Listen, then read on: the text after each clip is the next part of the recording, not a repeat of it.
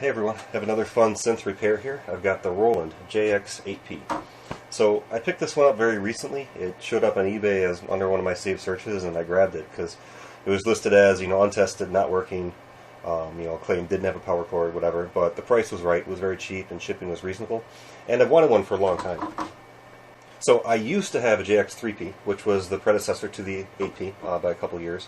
And it was a similar synth. I'll talk about that in a little bit here, but it's probably one of the things I regret selling the most. So I had the Roland JX-3P with the PG300 programmer, and it was just an awesome synth. But I bought it probably, back in around 2000, 2001 for, with the programmer, probably $350, $400. I sold it around 2010, 2011 with the programmer for $350, $400. So it wasn't really changing value then, but prices on them now have just gone up. And that's true of the Roland JX-8P too. So these are getting more and more expensive because it is a good synth. It is a very well-liked synth.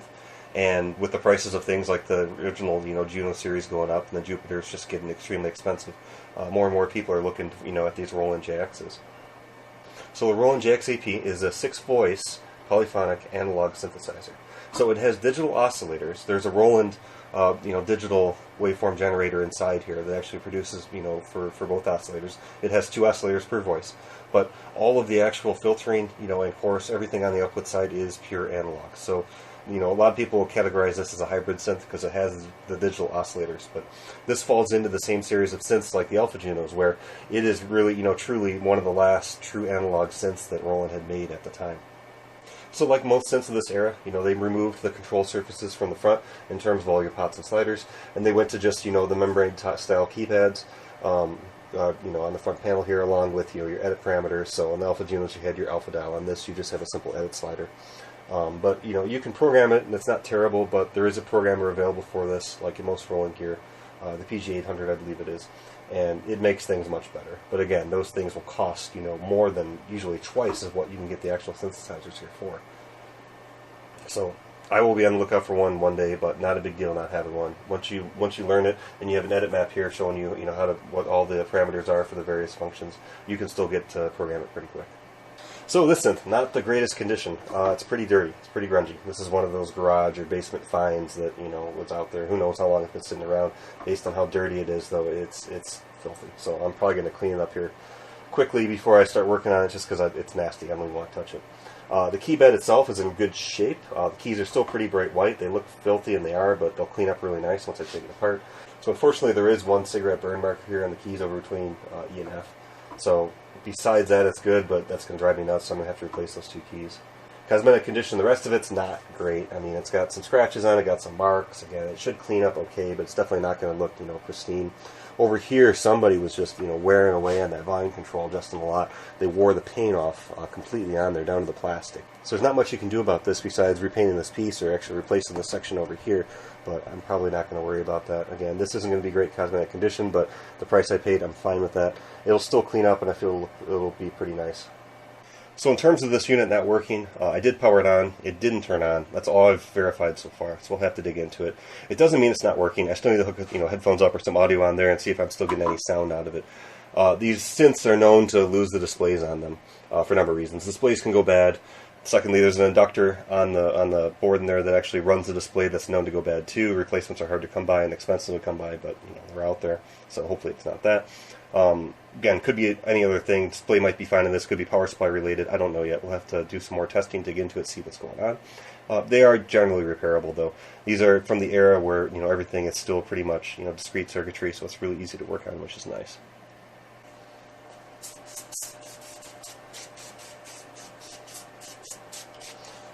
Just giving this a quick wipe down. Like I said, it's just nasty. I just want to get all the grossness off of it.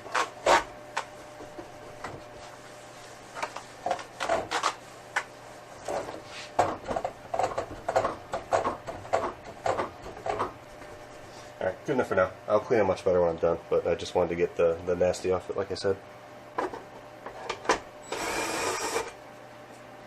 So to open these is pretty simple. They're actually really nice to work on. There's 2 screws in the bottom that hold an internal brace right here together as part of the front panel. So you have to unscrew those 2 screws in the bottom. And then there's 3 screws on either side that actually hold the whole front panel on, which once they're off, and rotate it up and have access to everything, which is great. So I'll move the camera. We'll take a little bit closer look here. Good news is everything's there, so you never know. I mean, the main board could be gone for all I know out of these things, but it looks complete, which is awesome. So we will start troubleshooting at this point. Just take a closer look and make sure that nothing obvious is there, cables and plugs, stuff like that. It also, just at first glance, doesn't look like anybody's been in here before, which is good. So all the capacitors are original. Battery looks original. We'll have to test it. All the cabling's there. There's no like cut twist ties or anything like that. So it's always a good sign to know that you haven't had somebody in one of these things already attempting to repair it or repairing it poorly, just causing more problems. So everything does look good right now in terms of that. So we'll take a look at the power supply first. I have the rear panel power unplug or unscrewed from the back, so I can actually plug the power cord in. I just have it laid back there so I can actually power it on more easily when not having to lift the whole unit up there. But I have it on right now. Turn it on. It is drawing a little bit of current, so we at least know the primary side of the transformer is working there. We'll check voltages next and just see where we're at there. So there's your negative 15. There's your positive 15. Nothing there. I'm not looking at the schematics on the service manual yet. Just checking everything quickly. The ground is labeled on this board, but nothing else is. But I'm not seeing 5 volts, which would be an obvious problem.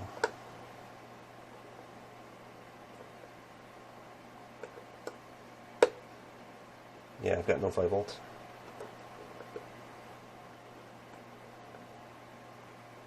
Alright, so 5 volt side of the supply is not working. Let's start taking a look to figure out why. So right back here behind these caps is a 7805. That's our 5 volt regulator, standard linear regulator. And just checking it directly, I don't have anything on the input. So I'm not getting it even from there. So following back in the circuit, you got a couple, there's nothing to the supply. You've got a couple bridge rectifiers at that point. Let's just verify those on the outputs. So this one we've got 48 volts DC. It's a little high. That's probably run the 15 volt side for those regulators. And this other one here has got to be for the 5 volt then.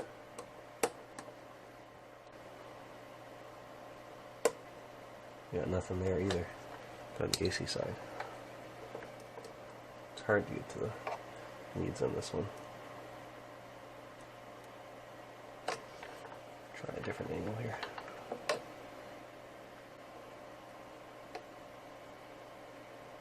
Okay, so we got about almost 10 volts AC going into it. So I'm betting that it's bad. It looks like these things get pretty hot. They're stepped off the board pretty high. They got really long leads coming off there. But even then, the board's kind of charred underneath them. So I wonder if they just run really hot. So I'm betting that's the problem there. We can go ahead and test it.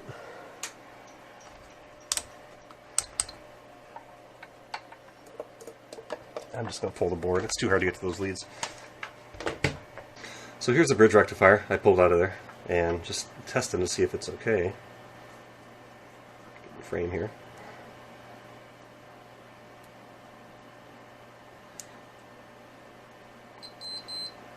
Okay, there's one diode.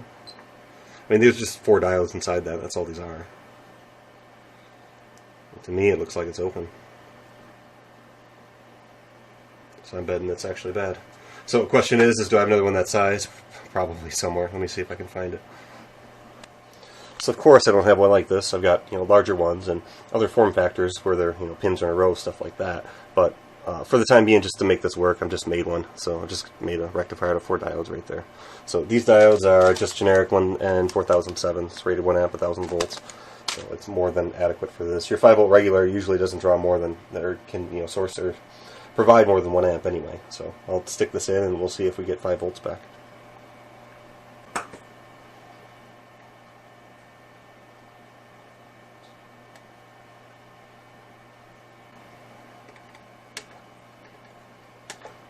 Alright, my makeshift rectifier is in there. This is just temporary too. I'll order the right part. I just want to see if this is the problem. I've got my 5 volt regular wired up to my meter, and I'm going to bring my They're react up slowly, just in case there is another problem with this, and I don't want to see anything blowing up. Okay, looks good so far. Right at almost 120 volts. Right there. Alright, so we got 12 volts coming in. So that little rectifier was definitely causing a problem there. So let's check the output side real quick too. We should have our 5 volts.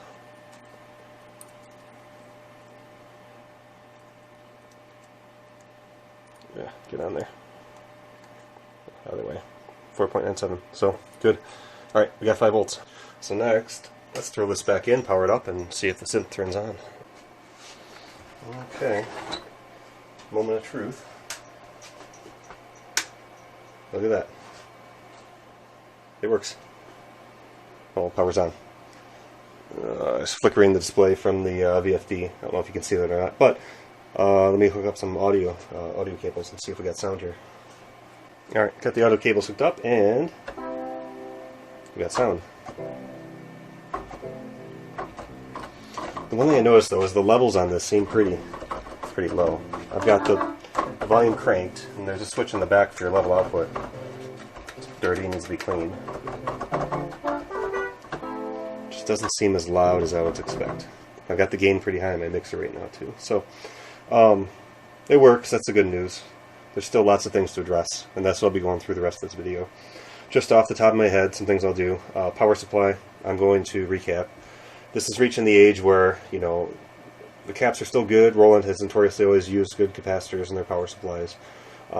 It does run hot though. Even if you look in the user manual, it says, you know, after the synth's on for a while, it will be hot. Like, that's kind of concerning, but that's just like, they're like, this is fine. So, okay. But either way, again, this is one of those synths that I think's been used a lot based on the wear.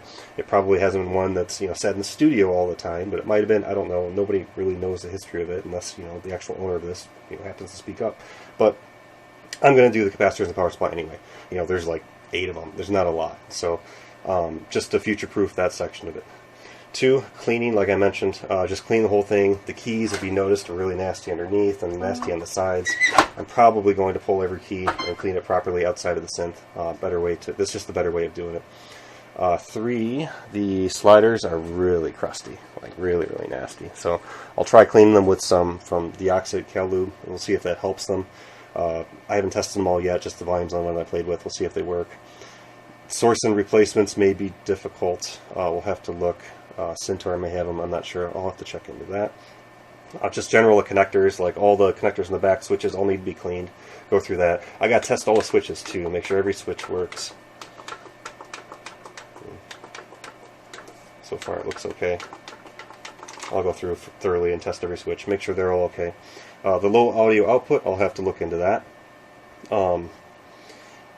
There's capacitors in that section too, you know, I'll have to look into them. Again, there's not a whole lot of caps in this, so recapping the whole thing wouldn't be out of the question. It's usually more than you typically would need to do. But again, I buy these synths for my own personal use. I plan on keeping them for a long time, so I like putting in the extra effort just to future-proof it, like I said, and just make sure that, you know, just make it like new, essentially. The display, so not super bright, looks somewhat dim, although this is pretty scratched up on the face here. Somebody was definitely using something abrasive like paper towel to clean it, which you should never do.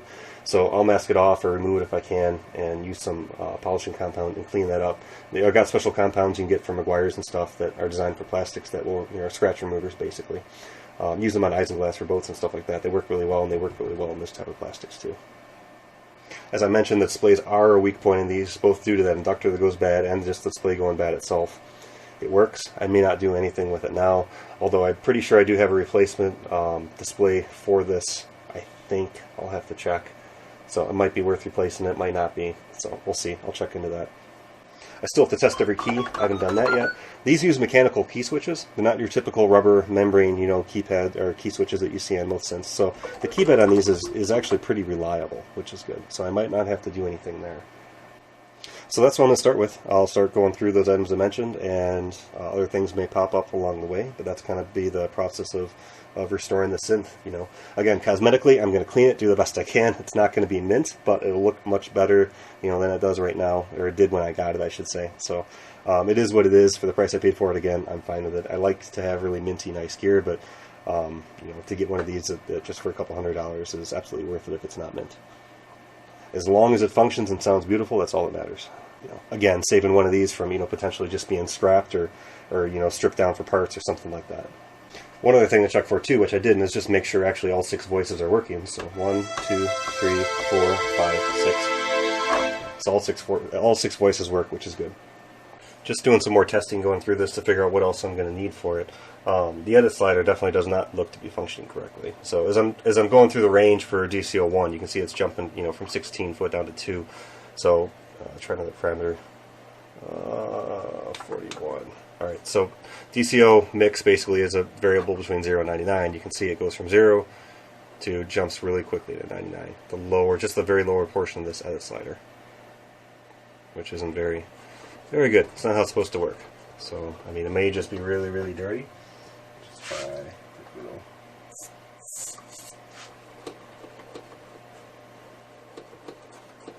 Put some deoxide in there and just see if it makes any difference. I'll have to get it from the other side too, so I can better get it in there. Typically, when you see this, though, the actual PCB and the little linear potentiometer is cracked, and it'll start moving on the first little part of the carbon slider there, and then when you hit that spot and it's all the same value for the rest of it, it's because it's cracked and it's just the max value. So that's probably going to have to be replaced, which is sad. I mean, worst case, I could always swap it for, you know, like the Portamento slider or something that you wouldn't use very often, but I'd like to get everything working. So I'll have to look for a source for these, I'm guessing. Aftertouch. Pick a different parameter here.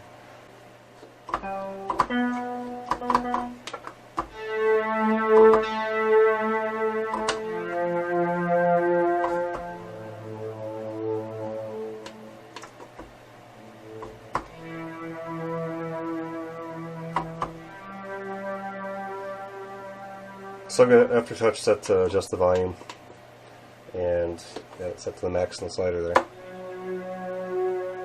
I'm not convinced Aftertouch is working on this either. I'll have to look at that. Pitch bender works.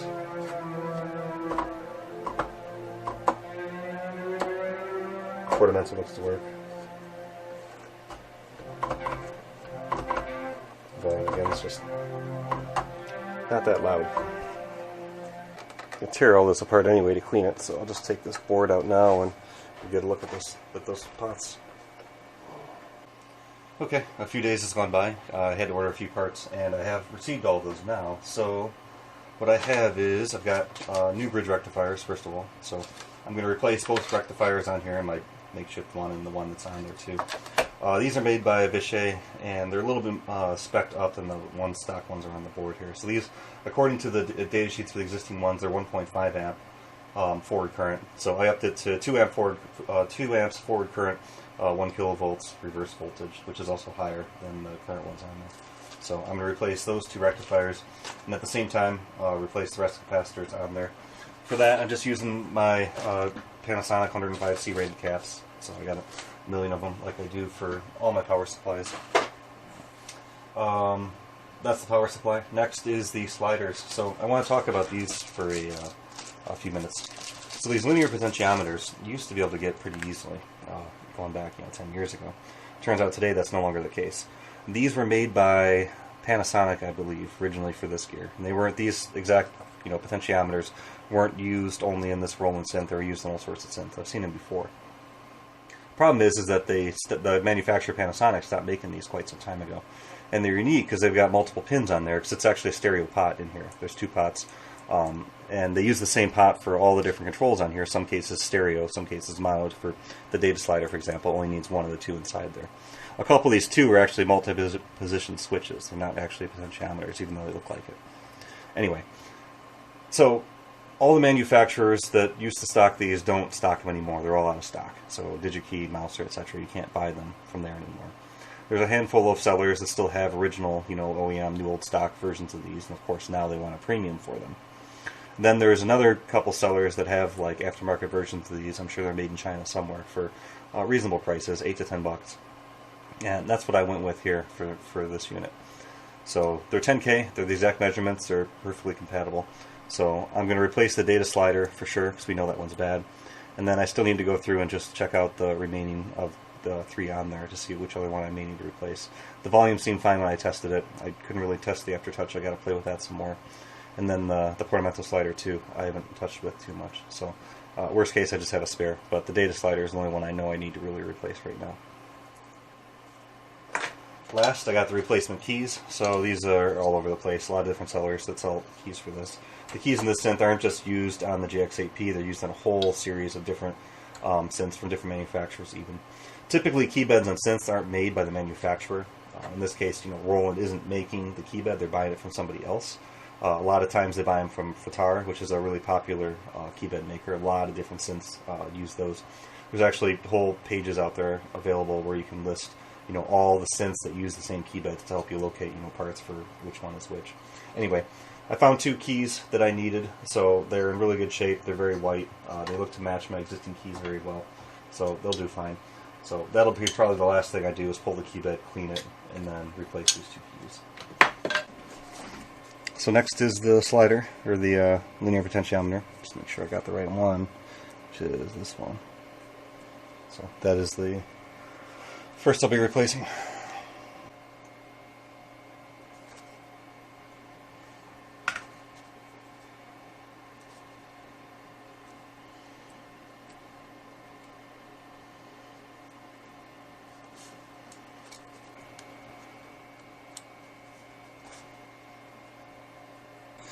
So here's the old, and here's the new. You can see that they are identical.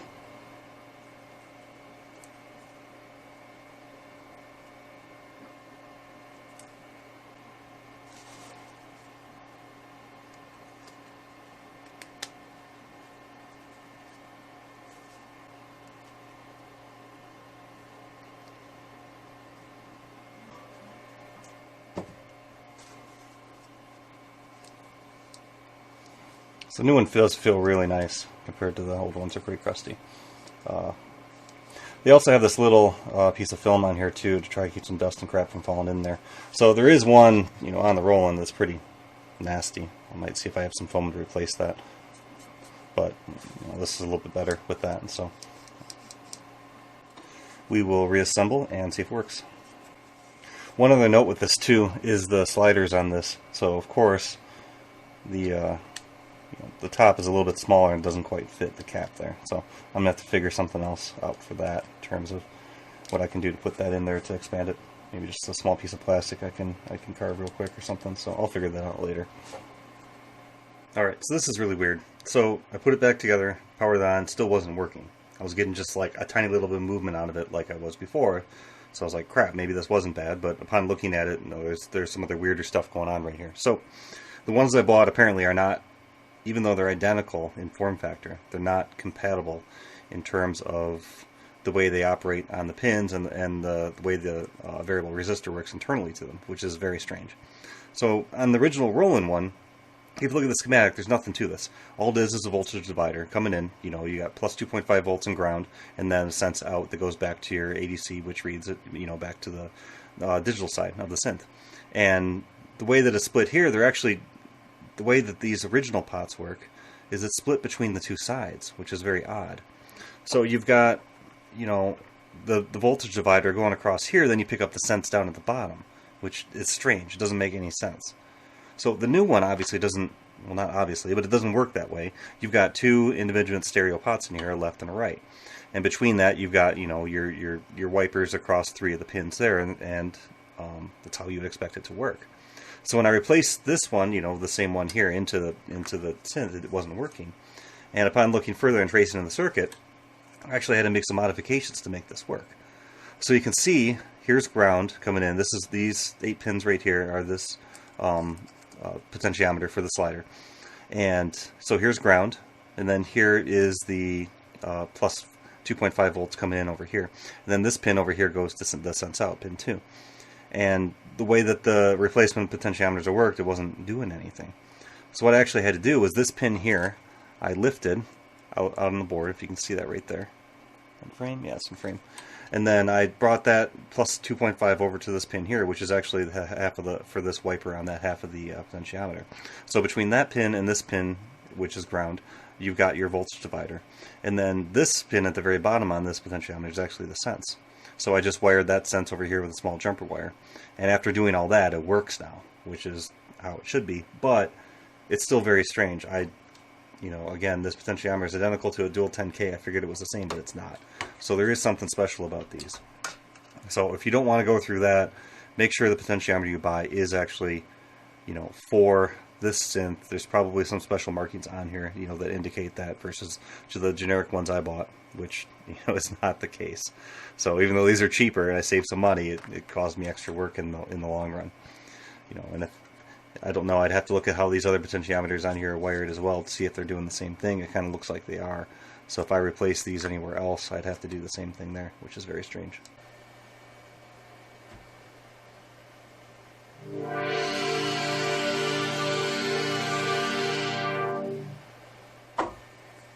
So slider is good at this point.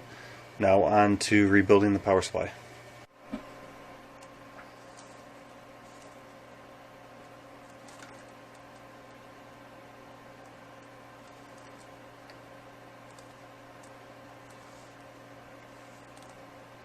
With everything off here, you can see the discoloration on the board from that regulator. This is the rectifier. This is the one that went bad, and you can see how warm it gets, even though it was, you know, stood off the board, you know, pretty high. There's definitely a lot of heat going through there.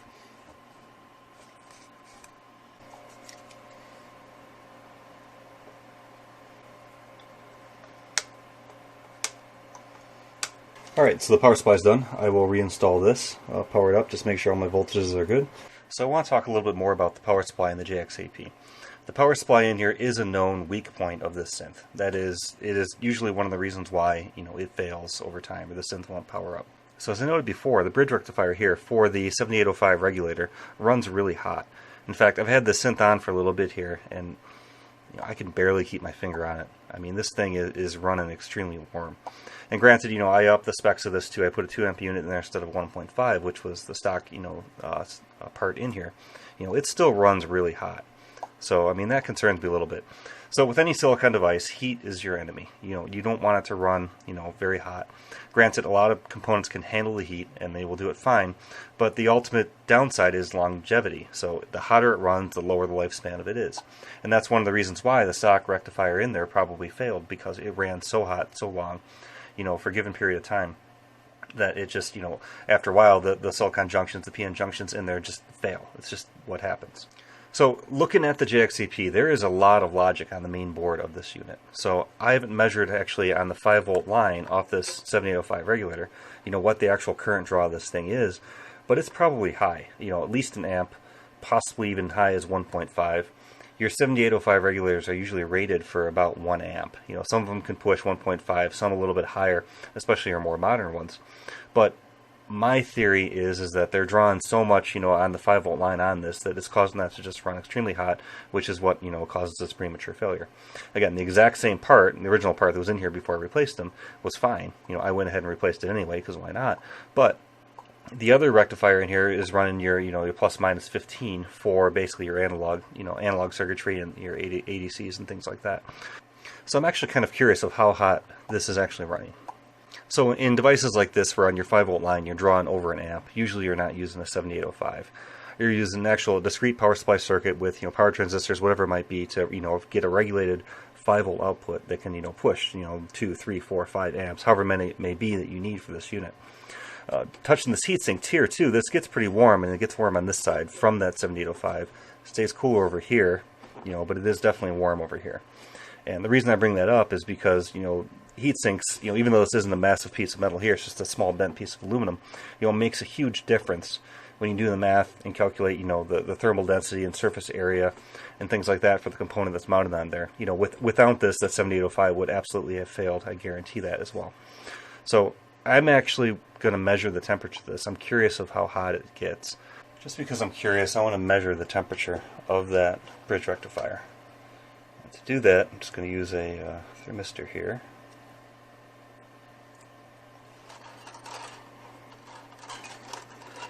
Small piece of copper tape right in the top of that bridge rectifier.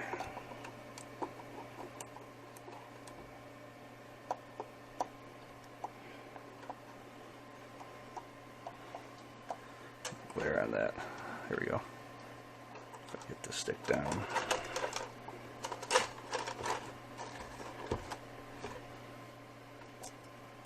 Let's see if this works. Alright, it was on a few minutes ago. It's at 85 right now, Fahrenheit. I'll power it on.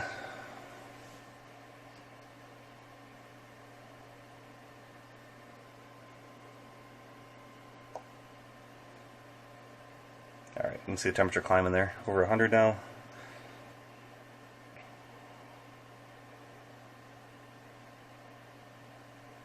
120.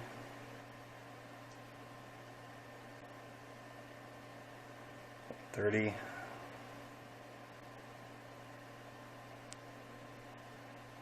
150.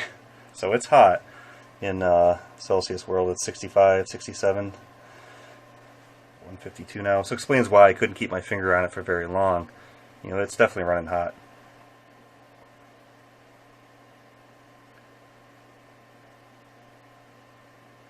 That's 160. So these components are rated for well over 100 degrees Celsius. I think some are up to 150 even, you know, at that point. But again, it comes down to, even though it can handle that, it comes down to longevity. So you don't want to run them that hot for that long. It's just not good for it.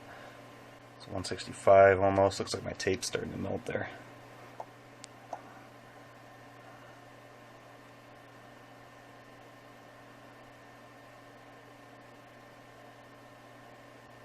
My tape keeps melting. So we'll call it, at least at this point, 165, 170 degrees Fahrenheit, somewhere in that region. So in hindsight, maybe I should have even bought a bigger bridge rectifier than the 2 amp version I put on there. Just to have something bigger that's got bigger thermal density.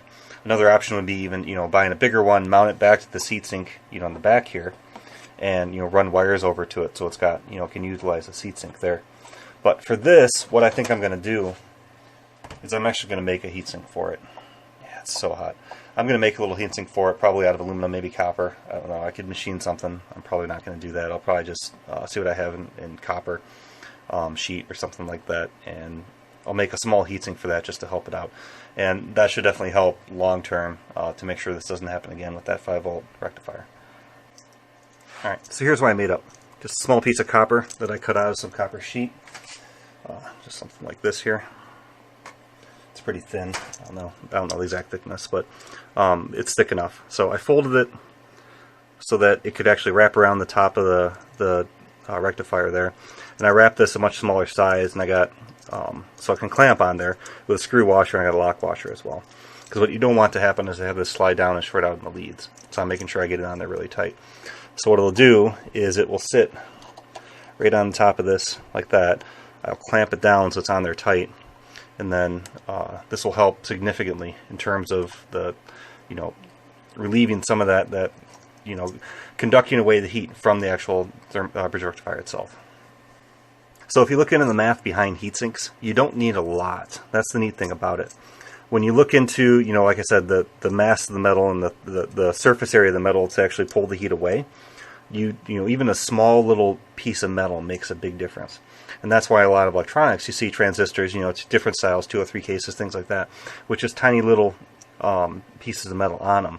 And that's all it needs. Even without forced airflow, just convection alone will pull enough heat away from there, get it away from the component to keep it cool and, you know, drop it significantly. So I'm going to clamp this on there.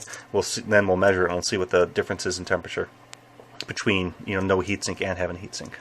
Okay, I've got my heatsink installed right here. I've got it clamped really tight on that rectifier, and then I've got my thermocouple smashed between just these two fins there, so I can get a reading of the temperature with this running there. So you can see it's at 84 right now Fahrenheit, just because that part was still hot, and this soaked up a little bit of the heat from that. My skin's probably warming it a little bit as well, but we will power it back on and see what happens.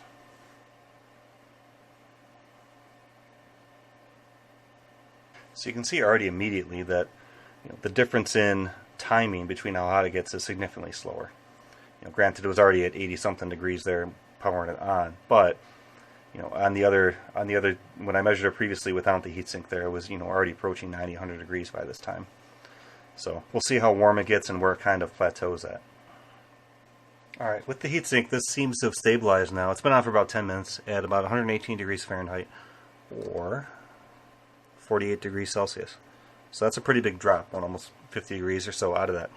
And even though I don't have, the probe right on the actual rectifier like I did previously, I mean, it's relatively close. And the big difference is I can keep my hand on here no problem now. It's not at the point where it's burning me. So even just my finger touching that's lowering the temperature a little bit there. But so you can see the difference of even just having a small piece of metal on this device. It's lowered it by 50 degrees Fahrenheit from a scrap piece of copper. So on these devices, highly recommend, if you're going to replace the rectifiers in there, if yours are still working, replace them anyway, and put some type of small heatsink on there, because these are running really, really hot. Or like I said, move it over to this heatsink here, get some thermal mass to it, and help keep it cool. So at this point, I think I'm going to split this video into two parts. I'm already beyond 30 minutes just in the repair of this, and I still have a lot to do. I need to pull the whole key bed out, need to clean it, need to replace those keys. I'm going to pull the main boards down. I want to take a look at the front display board there. I know there's capacitors near the display I want to replace as well. Plus, I want to take a look at some of the circuitry on the main board too. So there's still a lot to do in this repair, so I will conclude this video, and in the part 2 of this, I will complete the items I just mentioned. So I hope this was beneficial, and thank you for watching.